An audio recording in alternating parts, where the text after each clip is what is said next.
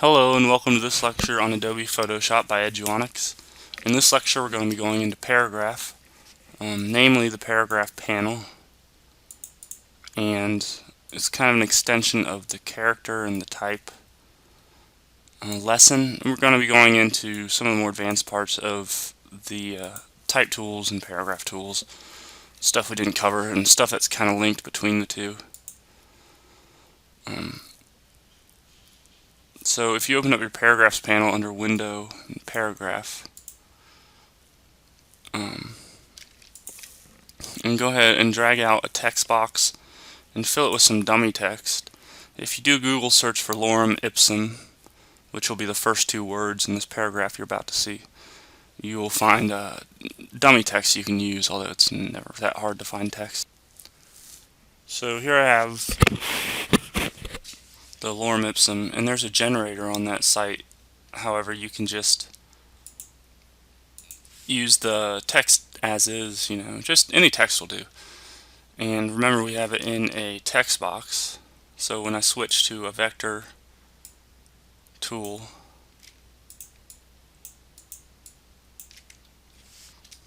and we have it in a text box, but when you draw it out with the text tool, the box is editable when you have the text tool, whereas when you draw out the text box like this, and then you use the text icon, the text tool to do text in a shape, then the shape, the box, is editable when you have the shape selected. I recommend using the shape when you can, and it's good for like an initial layout because you can draw the shapes out and then put your images in, and you can link the shapes together. If I'm not sure it has that option, but so let's take a look at this, and it operates the same as a text box basically. Photoshop is a little conflicted. So let's take a look at the paragraph panel with some paragraph text in there, and open it up on yours and just try to follow along. We have a first few options here. We'll get into those. We have left align, center, and right align. It's the ones you're going to be using most often, but also justify. And justify is just like the shape looks. It'll stretch stuff out to fill in. And then you'll have an issue sometimes with hyphenation. As you can see, letter set, it's one word, and publishing is one word.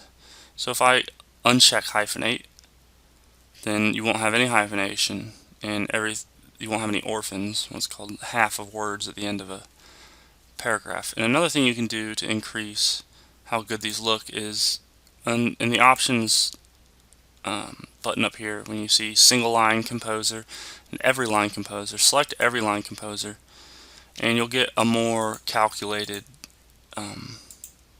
usually a better looking paragraph.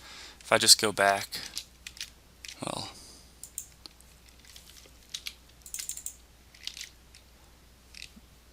we can just do a little comparison here. But those are the two things you'll use a lot.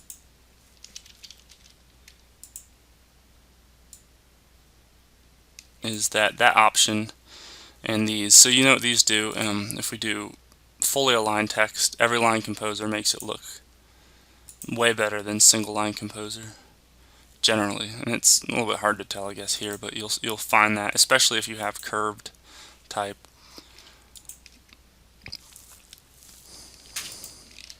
And these each have their own design applications, but so this one's usually only recommended if you really want it. But let's take a look at some of these other. You can select your justification specifically with the justification tool in this little drop down menu here, and you can set the minimums and maximums, and desired in Photoshop will try to approximate based on the type and based on your settings here. So if I just hit OK, you can see these settings in action. And I guess it's based on what I had, what was already there. So you could change them.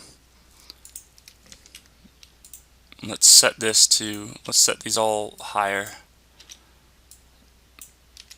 So an additional 100 on each of these.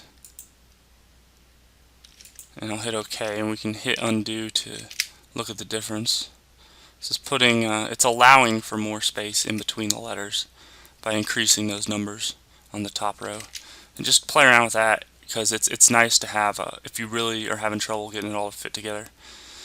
Then there's hyphenation, which is just rules for hyphenation. It's pretty self-explanatory. Words longer than 5 letters will get hyphenated.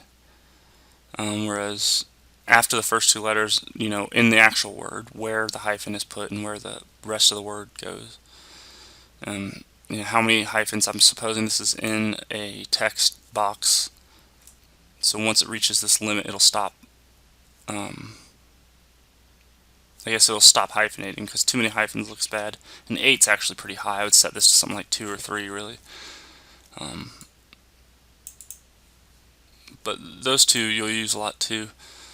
And then reset paragraph will reset the paragraph to how it was before you start working on it. And let's take a look at these. With any of these, you can click and slide to the left or right, and it's a really fast way to affect the content quickly, because you have to triple click or double click and put in.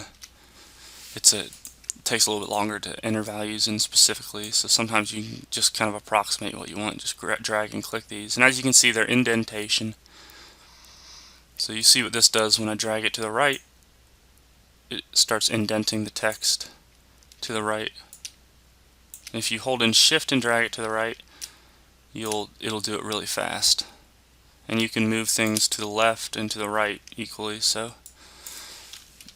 the same thing is for the top line, indentation only. You can see that. Generally, you can accomplish this with a tab. And this is, distance from the right side, just like this is distance from the left side. So if I move this,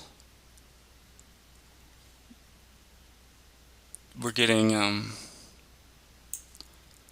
space before the paragraph, which is actually affecting our formatting just a little bit and shifting it. But you can't see anything with that one. I don't really use these last 2 that often.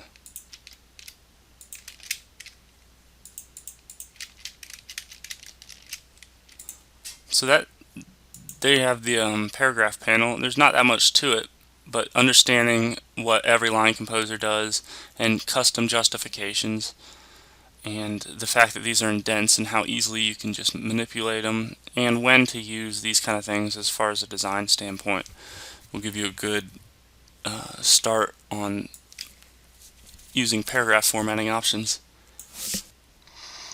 So since there's still time, let's take a look at character and paragraph styles. They're just like graphic styles if you saw that video. The big difference is for character and paragraph respectively.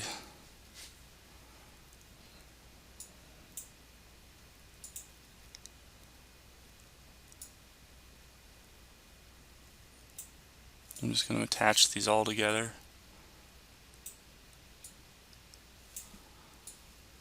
So we have character and paragraph styles.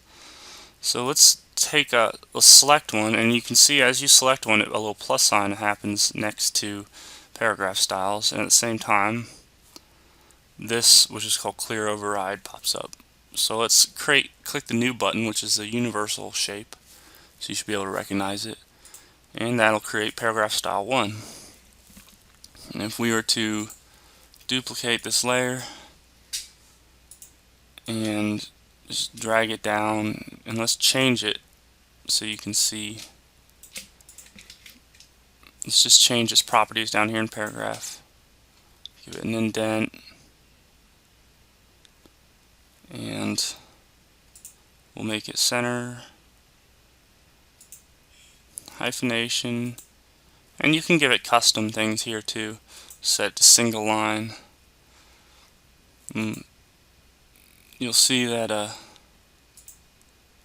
it remembers all of it.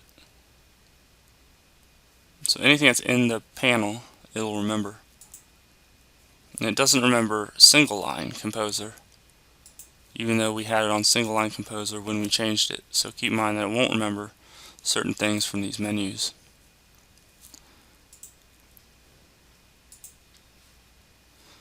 So it's good to use these paragraph and character styles, and you can delete them by hitting the trash can, of course. And you have these two options on the left, which I mentioned before: redefine paragraph style by merging overrides, and clear overrides.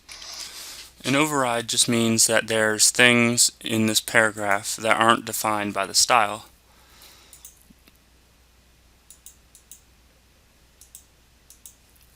And I think there was an override in the first one. So to return it to just the style, like there's something in here that doesn't agree with there's something in here which doesn't agree with the paragraph style. It's overriding it. So we can override that essentially and go back to just this paragraph style without any exceptions by clicking this button.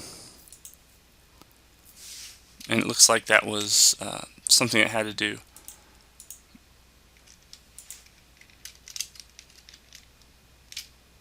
with the character itself. So we'll just get into paragraph styles here, and we'll do a video on character styles separately, but they essentially work the same way. Just they affect individual characters, distance between characters, line distance, but not the whole paragraph formatting. So it's basically works the same way, just copying settings from the character over here, but there's a few more and it's a little bit more complex. So thanks for watching this video, and make sure you watch the other videos on styles and play around with it and learn it. Please.